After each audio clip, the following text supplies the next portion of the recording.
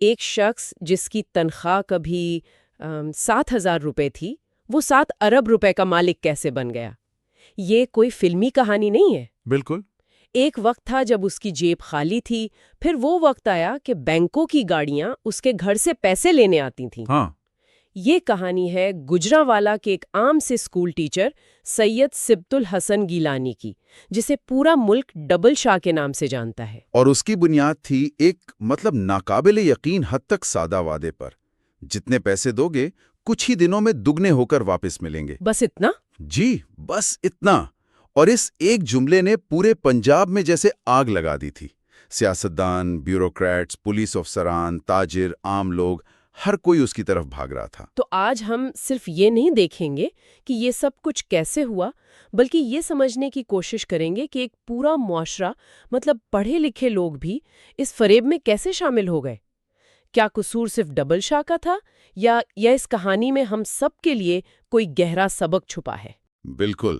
اور اس کہانی کی جڑیں حیران انگیز طور پر پاکستان میں نہیں، بلکہ 100 سال پہلے 1920 کی دہائی کے امریکہ میں ہیں۔ اچھا، تو یہ آئیڈیا بھی اصلی نہیں تھا؟ یعنی یہ فراڈ بھی کاپی کیا گیا تھا؟ جی، یہ تاریخ کے سب سے مشہور فراڈز میں سے ایک کی کاپی تھی۔ اس کا نام تھا چارلز پونزی، ایک اطالوی تارے کے وطن جو 1903 میں صرف چند ڈالر لے کر امریکہ پہنچا تھا۔ اس نے کینیڈا کے ایک بینک میں کام کرتے ہوئے پہلی بار یہ ماڈل دیکھا کہ بینک نئے سرمایہ کاروں کے پیسوں سے پرانے گاہکوں کو منافع دے رہا ہے۔ وہ بینک تو خیر ڈوب گیا، لیکن پونزی کو زندگی بھر کے لیے ایک فارمولا مل گیا۔ اور اس نے پھر اسی فارمولے کو استعمال کیا۔ اس نے لوگوں کو پوسٹل کوپونز میں سرمایہ کاری کا جھانسا دے کر 90 دن میں پیسے دگنے کرنے کا وعدہ کیا۔ جی، 90 دن میں 100% منافع۔ اس زمانے میں جب بینک سال کا 8 یا 10% منافع دیتے تھے، یہ تو کسی جادو سے کم نہیں تھا۔ اور لوگوں نے اس جادو پر یقین کر لیا۔ بوسٹن میں اس کے دفتر کے باہر لائنیں لگ گئیں، روزانہ لاکھوں ڈالر جمع ہو رہے تھے۔ لیکن یہ سب ایک دھوکہ تھا۔ کوئی کاروبار تھا ہی نہیں۔ کوئی کاروبار نہیں تھا، بس نئے لوگوں کا پیسہ پرانے لوگوں کو دیا جا رہا تھا۔ جب اخبارات نے یہ راز فاش کیا تو سب کچھ تباہ ہو گیا۔ 2.5 کروڑ ڈالر، جو آج کے حساب سے بہت بڑی رقم بنتی ہے، ڈوب گئے۔ کئی بینک دیوالیہ ہو گئے اور پونزی جیل چلا گیا، اور آخر کار برازیل کے خیراتی اسپتال میں غربت کی حالت میں مرا۔ لیکن اس کا نام ہمیشہ کے لیے اس اسکیم سے جڑ گیا۔ جی، جسے آج دنیا پونزی اسکیم کہتی ہے۔ پونزی کی کہانی تو سمجھ آ گئی، لیکن سوال یہ ہے کہ وزیرآباد کا ایک معمولی ٹیچر جو 1920 کے بوسٹن سے ہزاروں میل اور کئی دہائیاں دور تھا، وہ اس کے نقش قدم پر کیسے چل پڑا، خاص طور پر اس دور میں جب انٹرنیٹ بھی اتنا عام نہیں تھا؟ اس کے لیے، جیسا آپ نے کہا، کہانی کا رخ دبئی کی طرف موڑنا پڑے گا۔ ٹھیک ہے۔ 2004 میں سید سبت الحسن شاہ دبئی کے ایک اسکول میں پڑھاتا تھا اور اپنی تنخواہ سے ناخوش تھا۔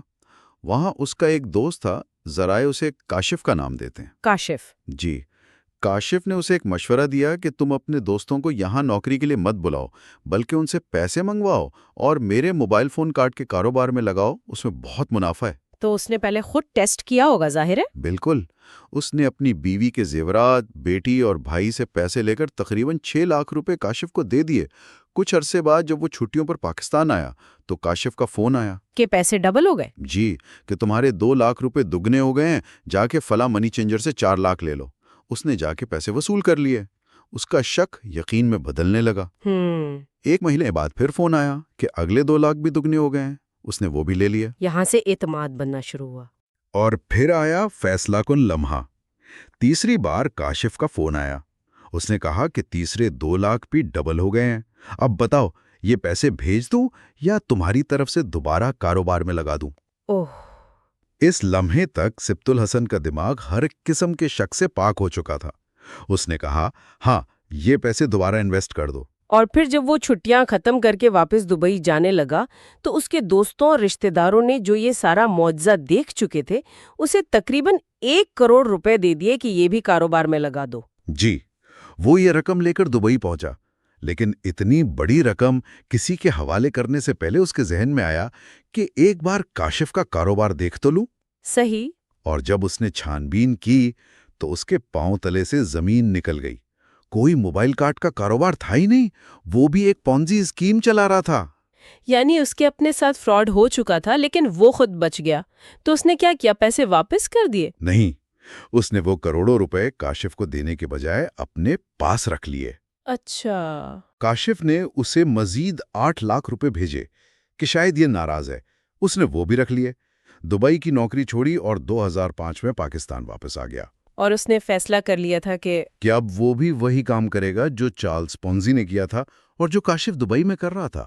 اس دن ایک طرح سے سید سبت الحسن گیلانی مر گیا اور ڈبل شاہ پیدا ہوا۔ پاکستان آ کر اس نے لوگوں کا اعتماد جیتنے کے لیے ایک بہت چالاک قدم اٹھایا۔ اس نے شروع میں صرف 15 دن میں پیسے ڈبل کر کے دینا شروع کیے۔ جی، جن دوستوں سے پیسے لیے تھے سب کو دگنے کر کے واپس کیے۔ یہ خبر جنگل کی آگ کی طرح گجرانوالا، سیالکوٹ اور وزیر آباد میں پھیل گئی۔ لوگ اسے کوئی کاروباری نہیں بلکہ کوئی پہنچا ہوا بزرگ یا عامل سمجھنے لگے ہوں گے۔ بالکل، کہ جو کسی کرامت سے پیسے بڑھا رہا ہے، اور اس کی کامیابی کا اصل راز یہ تھا کہ تقریباً 99% لوگ منافع لینے کے بعد اپنی اصل رقم سمیت سارا پیسہ دوبارہ انویسٹ کر دیتے تھے۔ اور کوئی پکی رسید یا اسٹیمپ پیپر؟ کچھ نہیں؟ کچھ بھی نہیں، بس ایک کچی پرچی ہوتی تھی جس پر رقم اور واپسی کی تاریخ لکھی ہوتی تھی۔ ایک منٹ، یہ بات ہضم کرنا تھوڑا مشکل ہے۔ کوئی رسید نہیں، کوئی قانونی دستاویز نہیں، اور لوگ کروڑوں روپے ایک پرچی کے بھروسے پر دے رہے تھے۔ یہ کیسے ممکن ہے؟ دیکھیں، یہیں اس فراڈ کی نفسیات چھپی ہے۔ جب آپ کو وعدے کے مطابق 2 یا 3 بار منافع ملتا ہے تو آپ کا دماغ شک کرنا بند کر دیتا ہے۔ صحیح۔ یہ ایک معجزے پر یقین کرنے جیسا تھا، اور کوئی بھی اس معجزے کو روکنا نہیں چاہتا تھا۔ اس کے علاوہ اس وقت معاشی حالات ایسے تھے کہ لوگوں کو روایتی طریقوں سے آگے بڑھنے کا کوئی راستہ نظر نہیں آ رہا تھا۔ ڈبل شاہ نے ایک شارٹ کٹ، ایک امید بیچی، اور لوگ امید خریدنے کے لیے تیار تھے۔ لیکن شروع میں یہ امید ڈوبتے ڈوبتے بچی تھی۔ ایک واقعہ ہوا تھا جب اس کا سارا کاروبار ختم ہو سکتا تھا۔ جی، ایک شخص اپنے 15 لاکھ کے بدلے 30 لاکھ روپے لینے آیا۔ مسئلہ یہ تھا کہ اس دن ڈبل شاہ کے پاس کل نئی سرمایہ کاری ہی صرف 15 لاکھ روپے آئی تھی۔ اس نے ڈرتے ڈرتے ادائیگی تو کر دی، لیکن پوری رات سو نہیں سکا کہ کل کیا ہوگا، کیونکہ اگلے دن بھی 20 لاکھ کی ادائیگیاں کرنی تھیں۔ اسے لگا کہ بس کھیل ختم۔ اور پھر کیا ہوا؟ اگلی صبح وہی شخص پیسوں کا تھیلا لے کر واپس آ گیا۔ ڈبل شاہ نے ڈرتے ہوئے دروازہ کھولا تو اس نے اندر آ کر کہا، شاہ صاحب، کل جو 30 لاکھ لے کر گیا تھا وہ دوبارہ انویسٹ کرنے ہیں، اور اپنے دوستوں کے 10 لاکھ مزید لایا ہوں۔ یہ 40 لاکھ کی ایک ہی پرچی بنا دیں۔ کیا بات ہے! اس ایک واقعے نے ڈوبتی ہوئی کشتی کو بچا لیا، اور اس کے بعد ڈبل شاہ کا اعتماد آسمان پر پہنچ گیا۔ یہ تو بالکل فلمی سین لگتا ہے۔ یعنی اس کی ڈوبتی کشتی کو خود اس کے ایک گاہک نے ہی بچا لیا۔ اس کے بعد تو اس نے پیچھے مڑ کر نہیں دیکھا ہوگا۔ بالکل نہیں۔ اس کے ڈیرے پر پیسوں کے تھیلے اور بوریاں پڑی رہتی تھیں۔ عملہ نوٹ گن گن کر اتنا تھک جاتا تھا کہ آخر میں نوٹوں کو تول کر حساب کیا جانے لگا۔ تول کر؟ ہاں، یہ تو پابلو اسکوبار والی کہانیاں لگتی ہیں کہ پیسے اتنے زیادہ تھے کہ گننا مشکل ہو گیا۔ کچھ ایسا ہی تھا۔ ایک شخص نوٹوں کی بوری لے کر آیا تو عملے نے کہا، کل آنا، آج ہمت نہیں۔ اس نے منت سماجت کی تو ڈبل شاہ نے کہا کہ 1 لاکھ کے ایک بنڈل کا وزن کرو، اور پھر اسی حساب سے پوری بوری کا وزن کر کے حساب لگا لو۔ اور ادارے خاموش تھے۔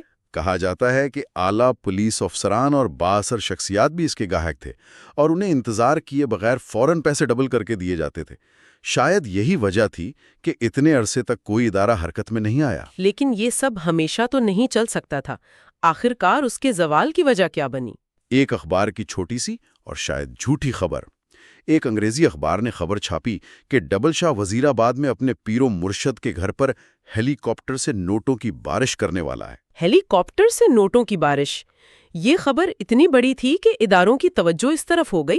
جی، اس خبر نے تہلکہ مچا دیا، اور نیب یعنی قومی احتساب بیورو سمیت تمام ادارے حرکت میں آ گئے۔ اور جب تحقیقات شروع ہوئیں تو پتہ چلا کہ روس کے پیٹرول پمپس، ہاؤسنگ سوسائٹیوں اور دبئی کے ہوٹلوں سے اتنی آمدنی ہو ہی نہیں رہی تھی کہ لوگوں کے پیسے ڈبل کیے جا سکیں۔ حقیقت یہ تھی کہ پیسہ پاکستان سے دبئی جا رہا تھا، نہ کہ دبئی سے پاکستان آ رہا تھا۔ اور پھر اس کی گرفتاری کے لیے دوڑیں لگ گئیں۔ نیب اور پولیس کی ٹیمیں وزیر آباد سے لاہور، گجرانوالا سے اسلام آباد تک اس کا پیچھا کرتی رہیں۔ بالآخر 13 اپریل 2007 کو اسے 3 ساتھیوں سمیت جی ٹی روڈ سے گرفتار کر لیا گیا۔ گرفتاری کے بعد جب اس کے اثاثوں کا انکشاف ہوا تو سب حیران رہ گئے۔ درجنوں بینک اکاؤنٹس، 6 سے زیادہ پیٹرول پمپس، کروڑوں کے کمرشل پلاٹس اور دبئی میں 6 ہوٹل۔ 6 ہوٹل؟ جی، لیکن وہ ہوٹل صرف دکھاوے کے لیے تھے، جن کی بڑی بڑی تصاویر اس نے اپنے گھر کے باہر لگا رکھی تھیں تاکہ لوگوں کو لگے کہ اس کا کاروبار بہت بڑا ہے۔ یہاں سب سے حیران کن بات سامنے آتی ہے۔ جب ڈبل شاہ گرفتار ہوا تو اس کی رہائی کے لیے احتجاج کرنے والے کون تھے؟ وہی لوگ جن کے پیسے ڈوبے تھے۔ سڑکوں پر ڈبل شاہ بے قصور ہے کہ نعرے لگ رہے تھے۔ یہ کیا نفسیات ہے؟ یہ اسٹاک ہوم سنڈروم کی ایک عجیب مثال تھی۔ لوگوں کو لگتا تھا کہ نظام نے ان کے ہیرو کو پکڑ لیا ہے اور صرف وہی ان کے پیسے واپس دلا سکتا ہے۔ وہ فراڈ کو نہیں بلکہ اس کے پکڑے جانے کو مسئلہ سمجھ رہے تھے۔ یعنی وہ نظام سے اتنا مایوس تھے کہ انہیں ایک فراڈیے پر زیادہ بھروسہ تھا؟ بالکل، اور اس فراڈ کا سماجی نقصان بہت بڑا تھا۔ نیب کے مطابق 48,000 لوگوں سے 7 ارب روپے لوٹے گئے تھے۔ کئی گھرانے تباہ ہو گئے۔ لوگوں نے بیٹیوں کی شادی، علاج یا بڑھاپے کے لیے جمع کی گئی رقم گنوا دی۔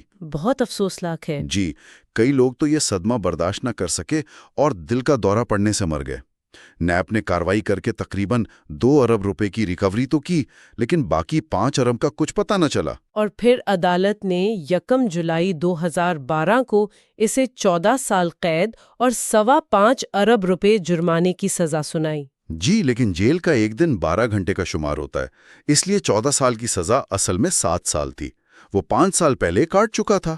تو اس کے پاس 2 راستے تھے۔ ہاں، یا تو باقی کے اربوں روپے واپس کرے یا 2 سال مزید جیل میں رہ لے۔ اس نے حساب لگایا اور 2 سال مزید قید کاٹنا بہتر سمجھا۔ اس نے پلی بارگین مطلب جرم مان کر سزا میں کمی کروانے کے بجائے پوری سزا کاٹنا قبول کر لیا۔ اور جب وہ 15 مئی 2014 کو کوٹ لکھپت جیل سے رہا ہوا تو ایک اور ناقابل یقین منظر دیکھنے کو ملا۔ اس کا استقبال کسی ہیرو کی طرح کیا گیا۔ جیل کے گیٹ پر ہار پہنائے گئے، پٹاخے چلائے گئے اور اسے ایک بڑے قافلے کی شکل میں وزیر آباد واپس لایا گیا۔ اسے لگا ہوگا کہ وہ باقی کے اربوں روپے سے اپنی زندگی عیش و عشرت میں گزارے گا۔ بالکل، لیکن ایک عدالت اوپر بھی ہوتی ہے۔ زمینی عدالت سے تو وہ ایک طرح سے بچ نکلا، لیکن قدرت کا فیصلہ کچھ اور تھا۔ رہائی کے صرف 1.5 سال بعد 30 اکتوبر 2015 کو 50 سال کی عمر میں اسے دل کا دوسرا دورہ پڑا، جو جان لیوا ثابت ہوا اور وہ مر گیا۔ تو اس ساری کہانی کا کیا مطلب نکالیں؟ یہ صرف ایک شخص کے فراڈ کی کہانی نہیں ہے، یہ لالچ، دھوکے اور انسانی یقین کی طاقت کی کہانی ہے، چاہے وہ یقین جھوٹ پر ہی کیوں نہ مبنی ہو۔ اور یہ ایک تلخ حقیقت بھی دکھاتی ہے، ڈبل شاہ تو مر گیا، لیکن اس کا آئیڈیا آج بھی زندہ ہے۔ اس کے بعد بھی پاکستان میں کئی نئے ڈبل شاہ آئے اور لوگ پھر بھی ان کے جال میں پھنستے رہے۔ کیوں؟ یہ فوری امیر بننے کی خواہش ہمیں بار بار ایک ہی سوراخ سے ڈسنے پر مجبور کرتی ہے۔ جی، یہ معاملہ صرف ایک شخص کے دھوکے کا نہیں تھا، بلکہ ایک پورے معاشرے کی اس اجتماعی خواہش کا تھا کہ کاش کوئی معجزہ ہو جائے، کوئی شارٹ کٹ مل جائے۔ اور یہ ہمیں آج کے لیے ایک بہت اہم سوال پر چھوڑ جاتا ہے۔ آج کے مالی دباؤ کے دور میں جب ہر کوئی پریشان ہے، اگر کوئی نیا ڈبل شاہ اسی طرح کا کوئی وعدہ لے کر سامنے آئے تو کیا ہم یہ دعویٰ کر سکتے ہیں کہ ہم اس کے جال میں نہیں پھنسیں گے؟ صحیح۔ امید اور لالچ کے درمیان وہ کون سی باریک لکیر ہے جسے ہم پار نہیں کرتے؟